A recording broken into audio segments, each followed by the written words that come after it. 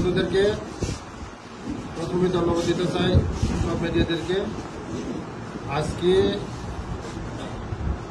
এই তেলিয়ামুড়া ডিএফওর আন্ডারে বিগত অনেক দিন ধরে তারা কাজ করছে।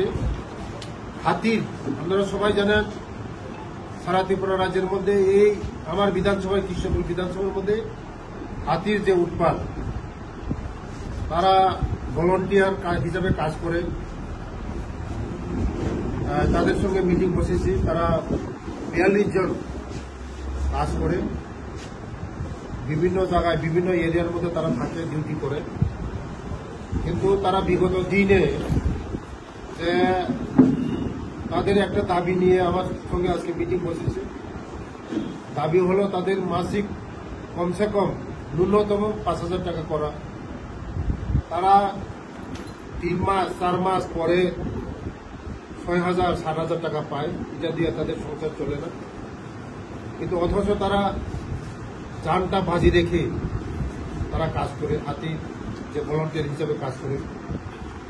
তার জন্য আজকে আমার সঙ্গে মিটিং বসেছে।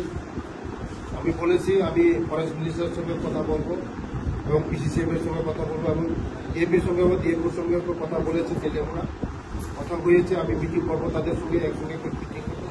আগামী দিন তারা যেমন আমাদের জনগণকে সুরক্ষা দিতে পারে এবং তাদের সংসারও চলতে পারে, তার জন্য আমি আলোচনা করেছি। তাদের সঙ্গে আলোচনা হয়েছে অনেক বিষয় নিয়ে। অনেকে 7 বছর 8 বছর ধরে তারা কাজ করছে, কিন্তু তারা মাইনা 1,000 2,000 টাকা পায়। এই মাইনা 2,000 টাকা দিয়ে কোনো কিছু হয় না, কিন্তু যান বাজি রাখে কাজ করে তারা। তার জন্য ওদের মালিক কমসে কম 5,000 করার জন্য ওনারা অনুরোধ করছে। আমি বলছি দেখো, আমি কথা বলবো, পরে কথা বলবো। ডিএফওর সঙ্গে কথা বলেছি, আগামী কিছুদিনের মধ্যে ডিএফপি সহকারে আমি মিটিং বসবো, তাদেরকে কি করা যায়, তাদেরকে কাজ লাগানো যায় কিভাবে। যদি তাদেরকে কাজ লাগানো যায়, হাতির সমস্যাও সমাধান হবে। আর আমাদের যে বনদস্যুদের দ্বারা আমাদের যে বন ধ্বংস হচ্ছে, এগুলি আমরা প্রোটেকশন দিতে পারবো।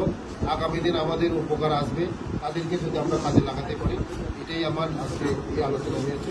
আগামী দিন তাদের সঙ্গে আলোচনা করব।